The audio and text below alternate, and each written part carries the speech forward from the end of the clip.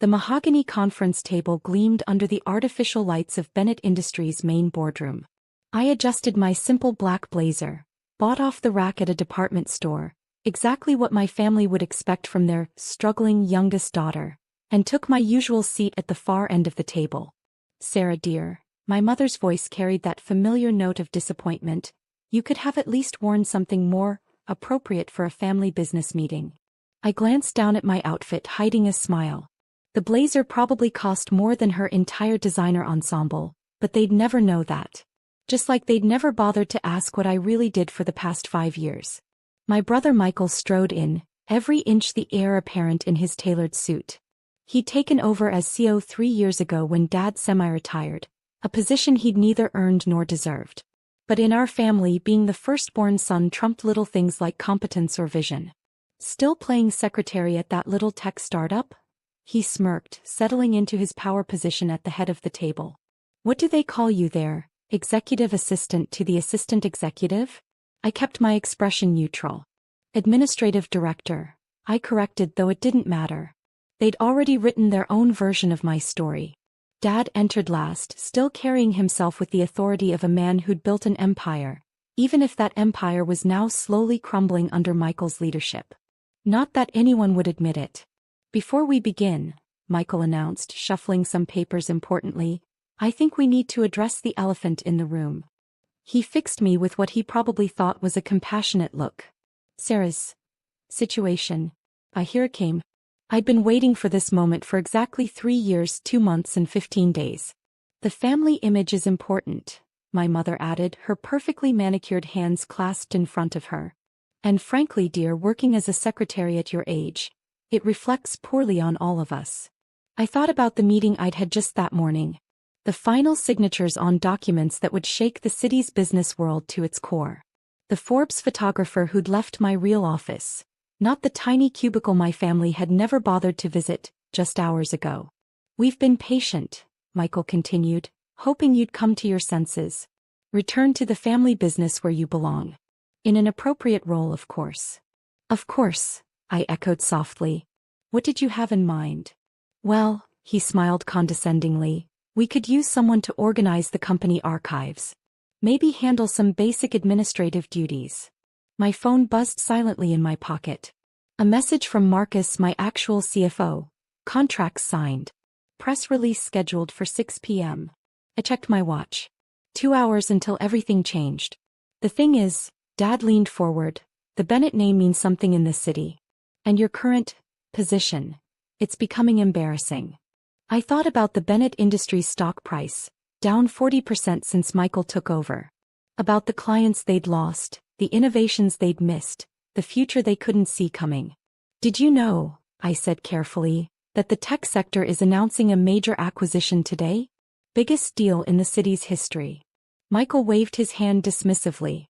"Some startup probably burning through venture capital. Nothing that concerns us." "Interesting perspective," I murmured, thinking of the papers sitting in my other office. The ones that would show exactly who was burning through what. "Sarah," my mother sighed, "this is serious. We found you a position at the country club. Assistant to the events coordinator. Much more suitable for someone of your background." I studied her face, wondering if she'd even recognize the woman featured in tomorrow's business section.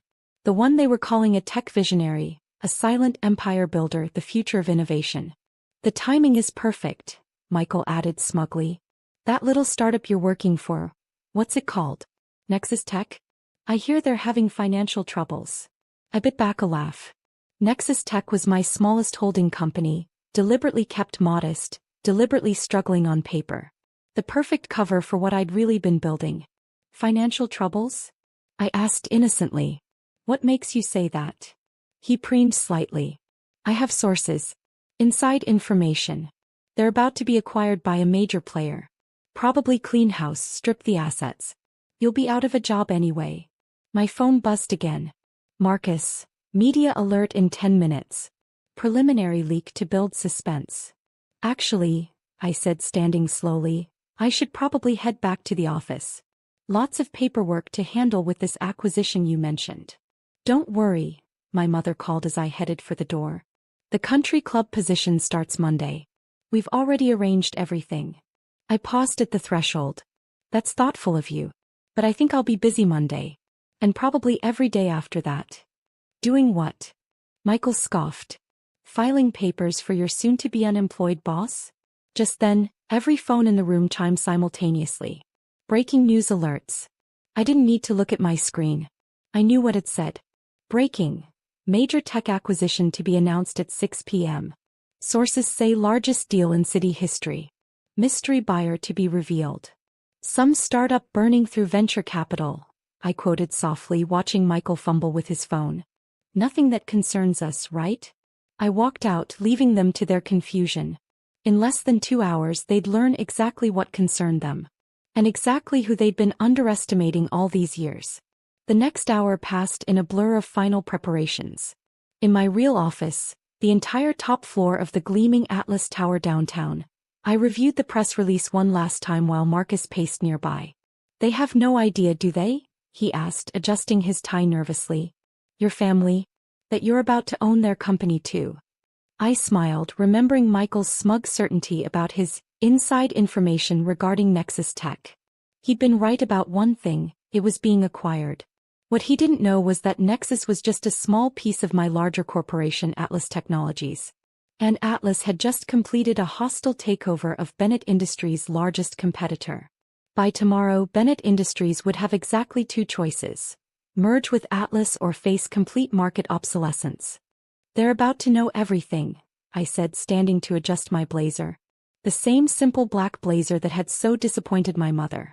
Are we ready? Marcus nodded, checking his tablet. Press conference set up downstairs. All major networks confirmed. Your family will probably see it live on TV. Perfect. I moved to the window, looking out over the city I'd quietly conquered while playing the role they'd assigned me. Time to rewrite the story they've been telling about me. At exactly 5:55 p.m. I stepped into the elevator. Marcus handed me a small folder, the only prop I'd need for what came next. Your mother's been trying to reach you, he said. Apparently the country club called to confirm your start date. I laughed softly. Tell them I'll have to decline. I'm afraid I'm otherwise engaged. The elevator doors opened to reveal a lobby packed with reporters, cameras, and curious onlookers. A podium waited at the center, the Atlas Technologies logo displayed prominently behind it. As I walked to the podium, my phone buzzed one last time. A message from Michael. Turn on the news. Some tech company is about to announce a massive takeover. Could affect our market position. I slipped the phone into my pocket without replying. He'd find out soon enough exactly how it would affect their market position. The cameras flashed as I took my place at the podium. Somewhere across the city, in the Bennett Industries boardroom, my family was probably gathered around the television, waiting to see who this mystery tech buyer was. I smiled directly into the cameras, knowing the moment had finally arrived. Good evening, I began, my voice clear and confident. I'm Sarah Bennett, CEO of Atlas Technologies. The rest would be history. The aftermath was immediate and explosive. As I finished my press conference, revealing not just Atlas Technologies' acquisition of Bennett Industries' biggest competitor, but also our groundbreaking AI technology that would revolutionize the industry, my phone exploded with notifications. 27 missed calls from Michael. 15 from Mom. 43 from Dad. 89 text messages and counting. I sat in my office, watching the sun set over the city skyline while Marcus brought in the evening news reports. Tech visionary Sarah Bennett emerges as city's newest billionaire. Atlas Technologies' acquisition reshapes industry landscape. Bennett Industries faces uncertain future as competitor falls to former CEO's daughter. Your brother's been trying to get into the building, Marcus reported, setting down a fresh coffee. Security turned him away 3 times. I nodded, picking up my phone to read the latest message from Michael. This is impossible. You're lying. This has to be some kind of mistake. Call me immediately. Then from Mom. Darling, we're all so proud. Why didn't you tell us? The country club position is obviously no longer necessary. I set the phone down without replying.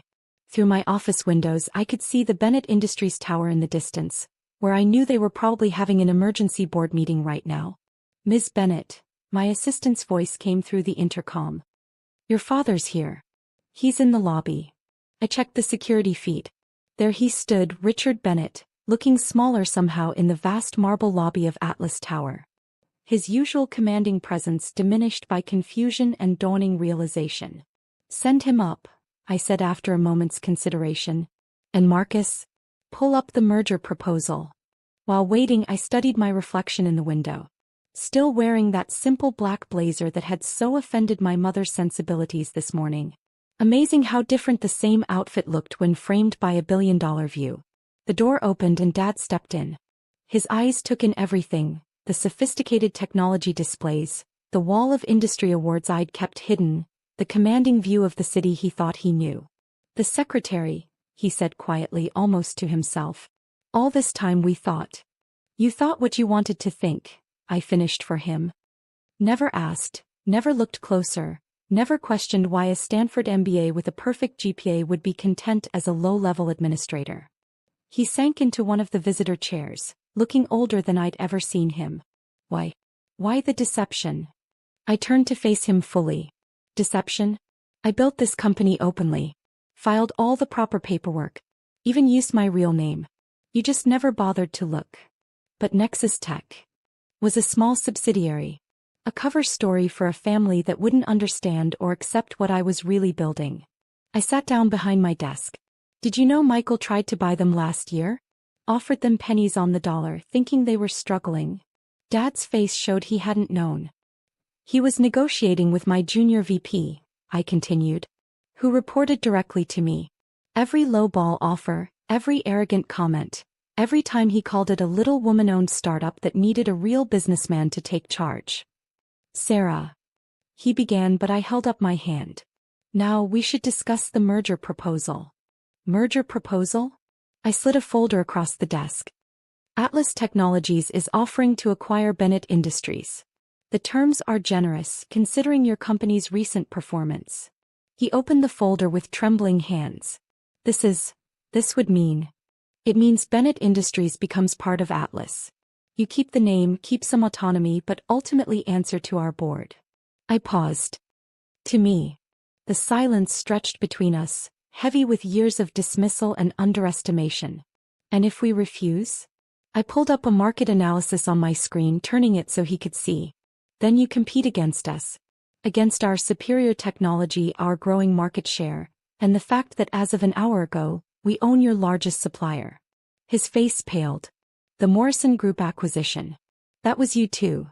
I nodded. "Like I said, the terms are generous. For now. Michael won't accept this," he said, but his voice lacked conviction. "Michael just lost your 3 biggest clients to us this afternoon. They signed the transfer contracts right after my press conference." I leaned back in my chair. "He doesn't have to accept it. The board will do that for him." Just then my phone buzzed with a news alert. Bennett Industries stock was plummeting in after-hours trading. Dad saw it too on his own phone and seemed to deflate further. "You've thought of everything," he said finally. "I learned from the best," I replied. "You always taught us to be thorough. To see 10 steps ahead.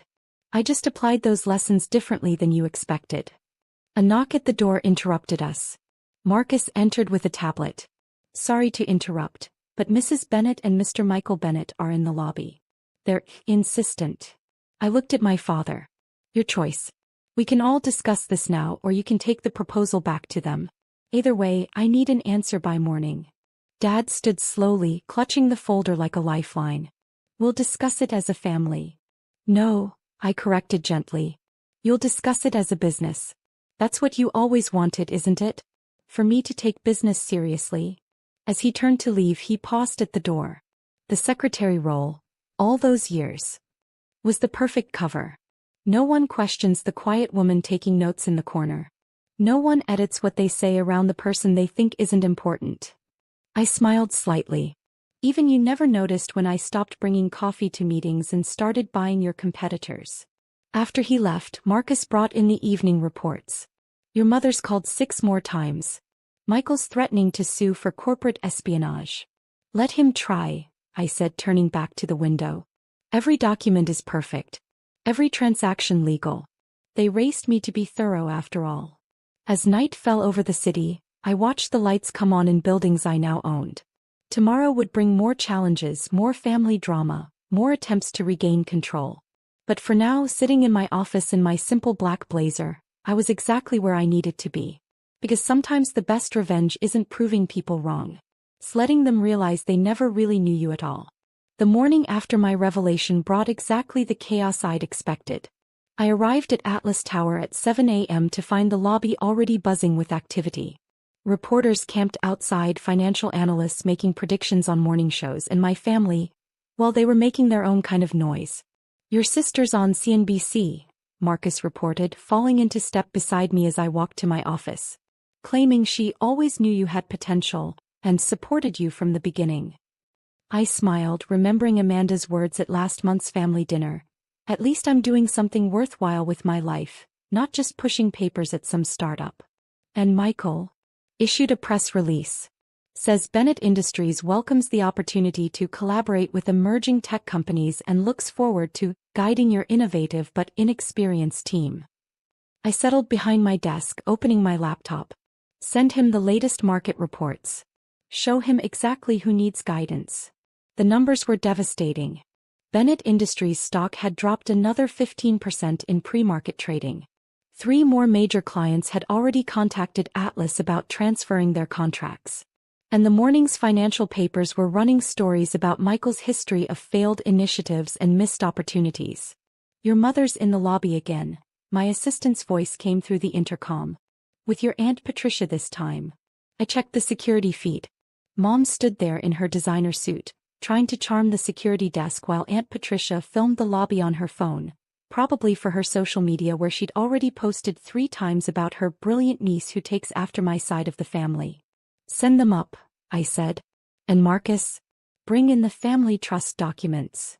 While waiting, I reviewed the morning's acquisition reports. Atlas's stock had surged another 20%.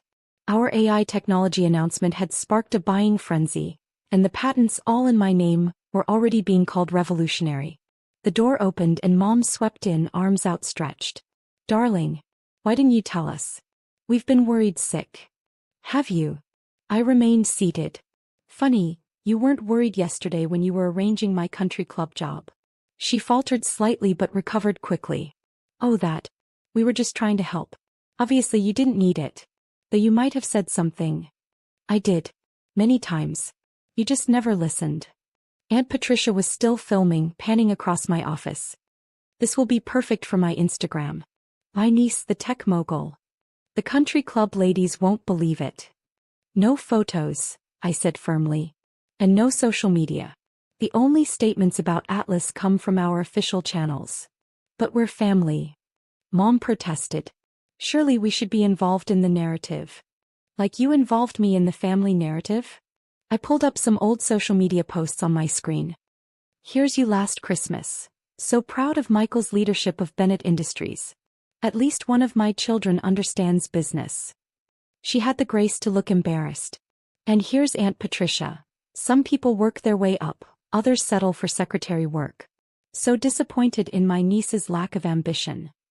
"We didn't know," Aunt Patricia started, but I cut her off. "You didn't ask. None of you did. You wrote your own story about who I was and what I could achieve." I stood up. "And now you want to rewrite it to include yourselves?" "The answer is no." "But the family name," Mom began, "is exactly why I built Atlas under my own terms. No nepotism, no family connections, just pure merit and innovation." I pressed the intercom. "Marcus, bring in the media contracts." He entered with a stack of documents. "Standard NDAs," I explained. "If you want to maintain any connection to Atlas or me personally, you'll sign these. No unauthorized statements, no social media posts, no carefully edited family history." "This is ridiculous," Aunt Patricia huffed. "We're blood. Blood doesn't give you the right to claim credit for success you actively discouraged." I handed them each a pen. "Sign or leave. Either way, the story of Atlas Technologies will be told my way." Just then my phone buzzed. A message from our legal team. Michael was calling an emergency Bennett Industries board meeting. Trying to push through a poison pill defense against our merger offer. "Excuse me," I said, gathering some files. "I have a board meeting to attend. But we haven't finished discussing the family implications." Mom protested. I paused at the door. Actually, we have. You can either accept the new reality or keep living in your old narrative. Either way, Atlas moves forward. The Bennett Industries boardroom looked exactly as it had yesterday morning when they'd mocked my secretary job.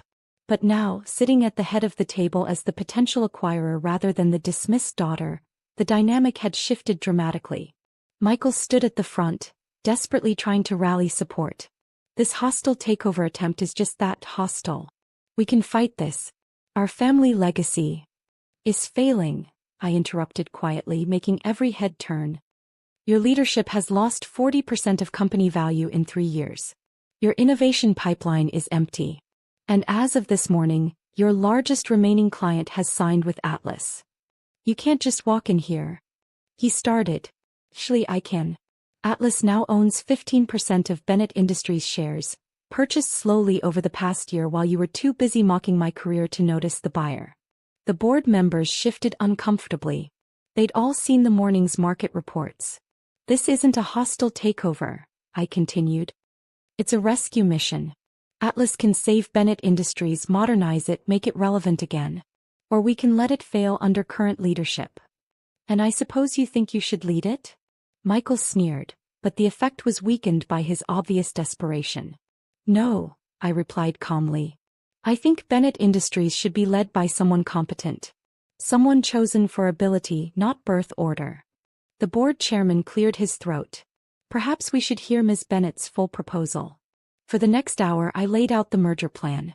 New technology integration, market expansion, job security for most employees. By the end, even Michael had fallen silent. The vote was unanimous. Bennett Industries would merge with Atlas Technologies, keeping its name but operating under my larger corporate umbrella. As the board members filed out, Michael remained behind, staring at the empire he'd lost. How long? He asked finally. How long have you been planning this? I haven't been, I replied honestly. I built Atlas to create something new, not to take over something old. You did this part yourself, Michael. Every time you dismissed innovation, every time you chose prestige over progress, every time you called me just a secretary, instead of seeing me as a potential ally. I gathered my things, heading for the door. The merger paperwork will be ready tomorrow. Don't be late. And Dad's position? He asked quietly. Will be honored as chairman emeritus. You'll be offered a position too in corporate development. A chance to learn what you should have known before taking power. The next few weeks transformed both companies. Atlas's technology revolutionized Bennett's outdated systems. The merged entity's stock soared. And my family, well, they learned to live with a new kind of narrative. Mom stopped arranging suitable jobs and started asking about the ones I'd created. Michael, stripped of his CEO title but learning humility in his new role, discovered he actually had talents when he wasn't trying to prove his birthright. Me. I kept the simple black blazer now hanging in my office as a reminder. Not of where I came from but of how far I'd gone while they weren't looking. Because sometimes success isn't about proving people wrong. It's about proving yourself right even when no one else can see it. And sometimes the best revenge isn't in taking over a family business. It's in building something so much bigger that the family business becomes just a small part of your larger legacy. 6 months later, I stood in my Atlas Tower office watching the city lights come on. The Bennett Industries building, now just one small piece of my corporate empire, still stood where it always had. But its lights now shone with new purpose, new technology, new potential. My phone buzzed. A message from Marcus about tomorrow's Innovation Summit where I'd be giving the keynote speech. The topic? Building success in silence. The power of being underestimated.